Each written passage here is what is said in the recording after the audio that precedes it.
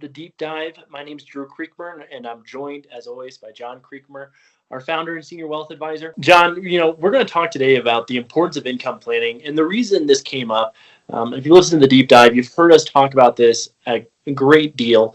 But a recent report came out talking about different policy options to ensure that Social Security is fully funded.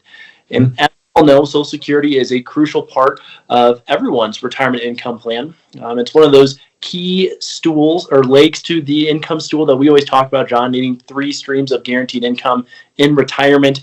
And so I wanted to pull up this chart and walk through some of these policy options because I found them very interesting. Now, this is broken down into 2 sides. One is policy options that would affect benefits, and the other that would affect revenues. And so here in the United States, the only form of revenue that the government can generate really comes from taxes. And so as it relates to Social Security, there are a number of proposals regarding different ways to increase the revenue going into the Social Security Administration Trust, along with some changes to possible benefits, like moving the full retirement age from 67 to 68. That column on the right-hand side shows the potential increase to the Social Security Trust in closing the funding gap. And so, John, when you see these numbers, what really stands out to you first and foremost? I think the first one that everyone is obviously concerned about really has to do with the benefits being paid out. And so I think that's critical as far as when it comes to retirement income planning to really have an understanding of what the different options are there. And we know that sometime in the early 2030s to mid 2030s, so that's less than a decade away, Social Security Trust Fund will be out of money. And so there's some changes that have to be made. And so whenever we look at the estimated percentage of gap closed, the highest one there is to slow benefit growth for top 70% of earners by growing benefits based on changes to prices rather than wages. And so a 58% percentage of gap closed.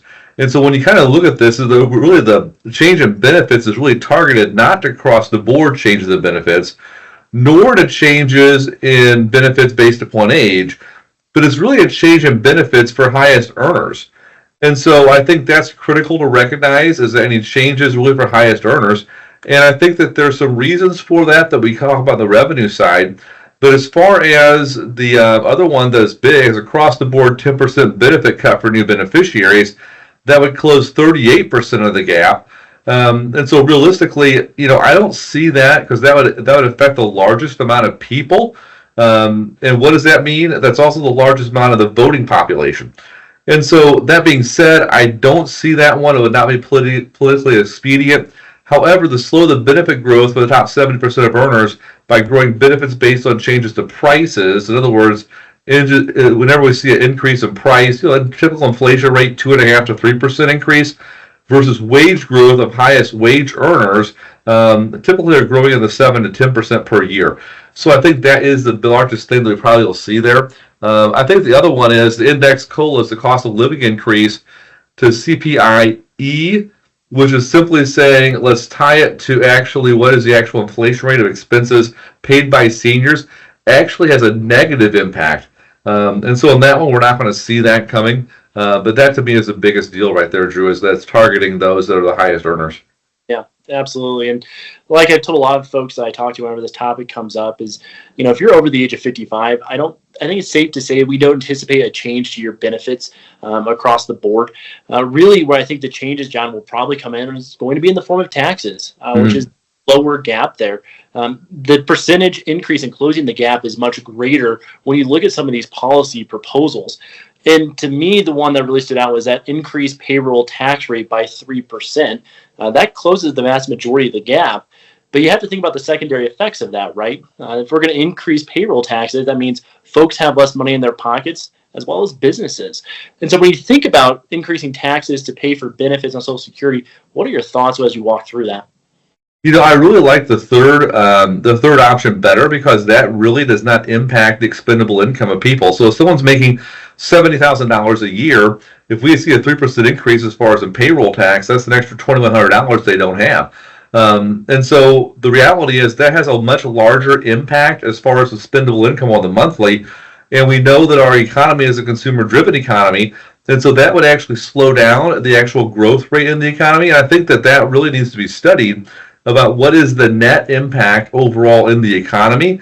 And if we know that the economy slows down, that does have an impact as far as on profitability of companies and also the overall earnings that people make. And so whenever we see that, then we have to say that's actually a net negative as far as the overall tax revenue of the U.S. government, which would mean that we would see there being a need for higher levels of debt acquired by the U.S. government, which is increasing currently, Drew, at $1 trillion a quarter on national debt. And so I would like to see a net study done on that actual proposal, even though it would have the largest impact as far as on Social Security, it's remaining stable. I do think that subject wages above $400,000 to payroll tax and pay out benefits equal to 2% of the net of the newly taxed income. I think that has a significant opportunity to pass and actually have impact. The reality is, once you make so much money in your W-2 income, you are no longer paying Social Security or payroll tax as far as on the dollars you make above a certain threshold. And I've never really fully understood that. It seems to be taxation should be across the board on that, on every single dollar you make. Now, we do know some people may choose to structure their pay in different ways, maybe defer compensation, have it come from the corporate side. But that, to me, seems to have the biggest impact. So if you incorporate that one, along with slow benefit growth for top 70% of earners, then those two seems to impact the smallest amount of people, but also have the largest impact across the board. Yeah, absolutely. I think, John, that's the best way to put it. Whatever proposal comes, something does need to be done to address this issue, but impacting the smallest amount of people possible while having the biggest impact really is the outcome I think we all would want to see. But John, kind of shifting gears here, I know we're talking about Social Security income, but how does this all impact retirement income planning, which is one of the core things that we do for each and every one of our clients in building them a customized retirement income plan? When you look at Social Security, how does that fit into a high quality retirement income plan? Yes, they will look at cornerstones. And so the reality is most people, they typically have a more of a three-legged stool approach in which they say, I have my governmental income, I have a pension income, and then I have my income coming from additional sources. And a lot of folks don't have pension income anymore. We know some companies have actually, like IBM, has actually reinstituted their pension program. But for the vast majority of folks that are a pre-retiree age, let's say 55 and younger, they do not have a pension income available to them. So that means your only other guaranteed source of income is actually Social Security income. And so that becomes a critical component as far as on guaranteed income whenever we're heading into retirement. So making sure that we have stability across the board, we know that it is solvent, and that level of income is going to be there from the governmental sources to be guaranteed moving forward, and having confidence in that is a critical component as far as in retirement planning. Drew, I've constructed some plans with $0 in Social Security and $0 in pension, whereas all income in retirement is driven off of the financial assets of the individual. And whenever we simply see a pure equity-based solution, the probability of success actually plummets. And so we want to make sure that we have a strong social system that is actually paying and it's being managed in a responsible way. I think responsibility is the key phrase here. And over the last 40 years, it's been handled in a very irresponsible way without actually considering what impacts even of generational change and demographic change, and then also longevity, how those things have played into things to actually put it quite honestly in harm's way, Drew. So it's critical that our political leaders actually get this correct and start making some changes and to making hard decisions that actually have positive benefit moving forward. Yeah, absolutely. Absolutely. And so if you're listening to us talk today and you have maybe questions about Social Security or just concerns about it in general, or maybe, hey, what is the impact to my retirement income plan if X or Y happens with my Social Security? I would encourage you to reach out to your advisor. We have an incredible retirement income planning tool called Income Lab that we utilize to build each and every one of your retirement income plans. And we can simply make a few adjustments there and just walk through that as part of our normal strategy session conversations.